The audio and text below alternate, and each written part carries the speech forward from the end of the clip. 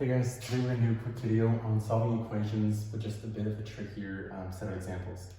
And so for our first example here, we're going to use distributivity to work through the brackets, and then we're going to work with variables on both sides.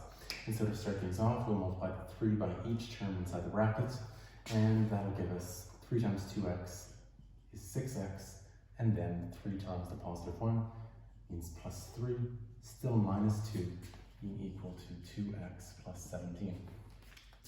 Next up, we can combine these two terms, 3 minus 2, that's simply equal to 1.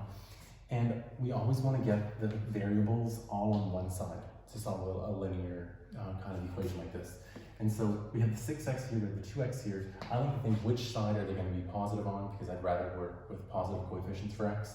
The 6x are bigger than the 2x, so let's subtract the 2x from both sides. So let's subtract 2x to get rid of them on the right side.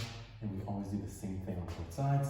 And so now we have 6x minus 2x means 4x plus this 1 is equal to 17. And now with two steps of algebra down, we're back to our two-step equations that we saw in grade 7, grade 8. So we want to isolate the term with the variable. Isolate, you guys know this.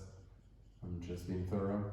And so we want to get rid of the plus 1. And so we do the inverse of adding 1, which means subtracting 1 on both sides, which means that now 4x is equal to 16. And finally, to solve for x, to get rid of the 4, we divide by 4, divide both sides by 4, and we find our solution of x is equal to 4. Okay? So distributivity to work through the brackets, get all the variable terms on one side, all the x terms on one side, combine like terms, 6x minus 2x is simply 4x, and then you're back to your regular algebra that you've seen many times before.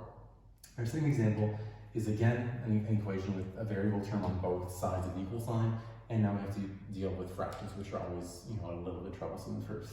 And so let's start off with the same strategy we used up here. Let's get all the variable terms on one side. 9/4 is bigger than a half, so I'm going to move these x terms on the left side to keep the coefficients positive.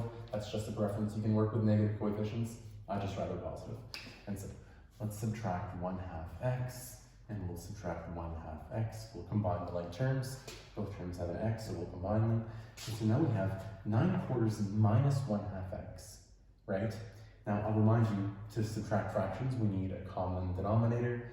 1/2 x, 9/4 x minus 1/2 in terms of quarters simply means multiplying the numerator and the denominator by 2 to get an equivalent fraction of 2/4 x, right? Because we need our common denominator, and we know that 1/2 is equivalent to 2/4. And now we have plus 2 is equal to the 1/2 x minus 1/2 x are gone on the right side, so we have equal to -5. Now we can combine these two like terms. Now that we have our common denominator, 9 minus 2 leaves us with 7/4 times x plus 2 being equal to -5. And now we're down to isolating our term with the variable. We want to isolate the term with x. And so let's get rid of the plus 2, subtract 2, same thing on both sides. And so now we have, that was just to show we're isolating the x term. Now we have 7/4 x is equal to -5, subtract another 2. So our answer becomes more negative. -5 subtract 2 brings us down to -7. And now we have 7/4 x. There's a few different ways to approach this. We can multiply by the reciprocal. We can multiply both sides by 4/7, because 7/4 times 4/7 will simplify down to 1. Or if you'd rather, we can simply divide by 7/4, and we can divide by 7/4. And so on the left side, 7/4 will go away. And so what we're left with in the end is that, oh my goodness, excuse me, my whiteboard has a little ditch in it.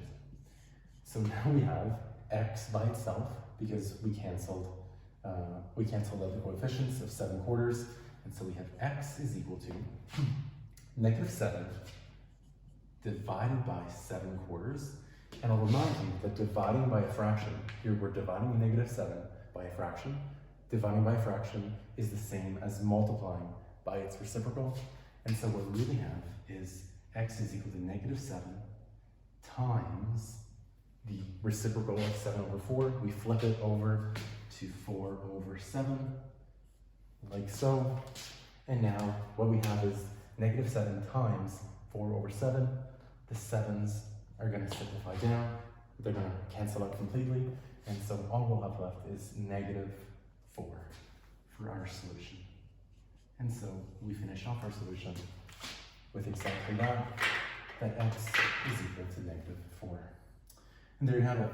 So I hope this was helpful. I hope this kind of made some connections between everything you've been studying. Distributivity, variables on both sides, working with fractions, dividing by fractions, all those things that we have to be mindful of when we're solving equations like this. So if you guys have any comments, suggestions, please let me know. Any requests for future videos, please comment down below, and thanks for watching.